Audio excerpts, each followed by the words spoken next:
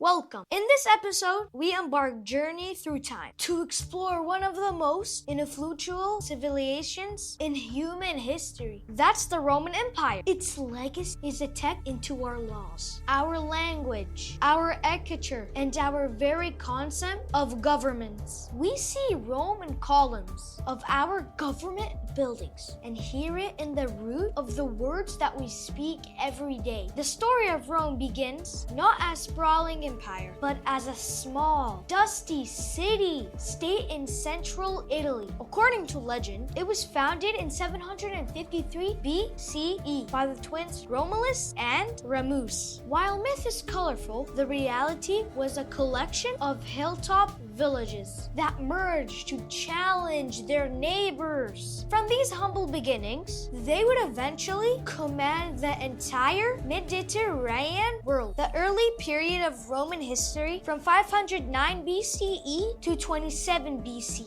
is defined by the Roman Republic. After overthrowing their last king, Tarquin the Proud, the Romans established a system of government that was a radical experiment in shared power. They were determined to never be ruled by the single tyrant again. This system featured a complex series of checks and balance who could veto one another. Below them was the Senate, a body of wealthy aristocrats who advised on foreign policy and finance. It was a mixed constitution balancing the power of elites, the Patricians, with the common people, and the Plebeians. This internal tension actually drove Roman strength, leading to a creation of the 12 Tables, Rome's first written code of law. This was also a period of almost industrial expansion through the three Punic Wars against the North African power of Carthage. Rome survived the genius of Hannibal and secured control of the western Mediterranean, but the Republic's success was its undoing as wealth and slaves flooded into Rome. The gap between the rich and the poor, it became a chasm. Ambitious generals like Marius and Sulla began to realize that their soldiers were more loyal to them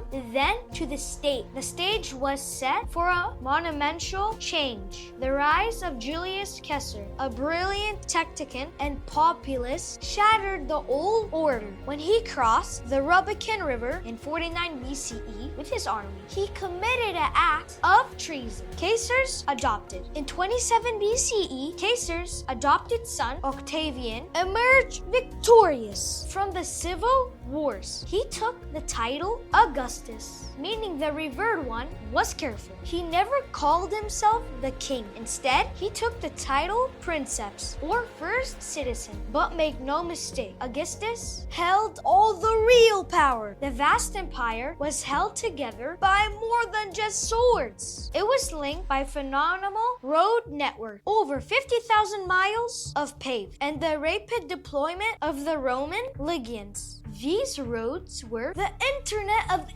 ancient world, allowing ideas, goods, and people. Life in the Roman Empire was vibrant and, for its time, incredibly urban. The city of Rome itself was sprawling, over millions of people. And of course, there was the bread and crucuses, the Colosseum, an architectural marvel dedicated in 80 BCE. Religion also shifted. While Romans traditionally sacrificed to Jupiter and Mars to ensure the state's safety, the Golden Age could not last forever. By the 3rd century BCE, the empire nearly collapsed. The crisis of 3rd century was a perfect storm of civil war. At one point, the empire broke into three competing states. The man who pulled Rome back from the brink, he realized the empire was simply too large for one man that would eventually become the nations of modern Europe. Rome's story is a mirror for our own civilization, a reminder of heights humanity can absolutely reach and the internal pressures that can bring even the greatest giants down. Thank you for joining us on this journey. If you enjoyed this deep dive, please like and subscribe and join us next time in another episode. And special thanks to my dad behind the camera. Peace out.